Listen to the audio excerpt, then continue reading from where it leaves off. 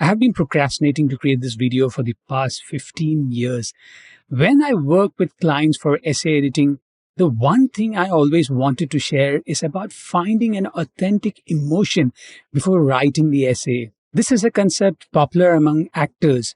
If you notice the greatest actors in my book, Philip Seymour Hoffman and Daniel Day-Lewis, why do we feel that they are not acting? They pursued a technique called emotional memory. Emotional memory is finding a similar memory as the character is experiencing and then expressing it authentically for the camera. In essay writing, where you have to write about failures, traumas, and setbacks, if you don't go back to that emotional memory, the writing will turn into a commentary. There's a huge difference between reflective writing and commentary. The first draft of many of my clients is a commentary about their hard times. It's not coming from an authentic place. I ask them to go back to that moment and they come back with overly emotional lines. This is not what I mean by emotional memory. It is to find a place in your memory where the details are vivid. I, as a reviewer and editor,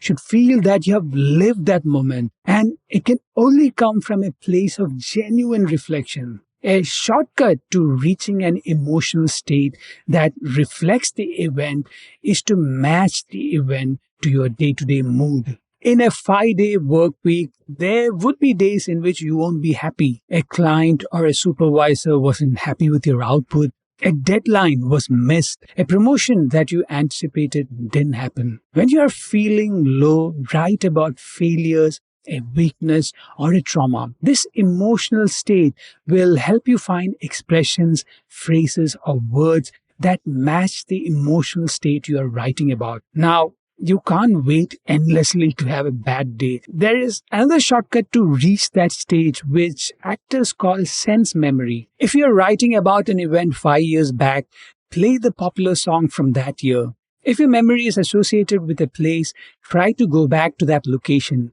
If you can't travel, go back to your phone and browse through the photos from that year. Our mind has something called associative memory that helps us recall the emotion. If the memory is negative, we remember the central event but forget most of the details. That is our way of coping with the negative event. So, to reflect and write about the negative event, you have to stay in that emotional state and ask some fundamental questions like, number 1, what was the triggering event? Number 2, what was the hurtful incident? Number 3, what was the hurtful comment? Number 4, what was the change in perspective you had after the event? Number 5, what life lesson do you still carry now from that event? Once you ask these 5 questions, you will expand on the central event with details. It is the details that improve a narrative. A person obsessed about impressing his overbearing millionaire father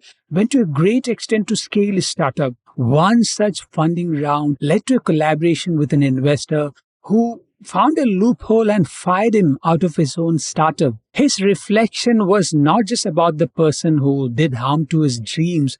He went deep into his own motivations. In an interesting way, the essay was a theme on the competition between the father and son, a theme I have never read before. Many of you will not find the emotional state to write about the negative event because the event was too far down the memory lane. That's one reason I recommend that clients limit reflections to the past 3 to 5 years. If you have to go back more than 5 years, it should be something extremely rare and memorable that left a permanent mark in your life. These are tragic events like losing parents, an identity crisis, or an interaction that revealed the truth about the world. So, to summarize, number 1, find a similar emotional state as you had experienced before writing about the event in an essay.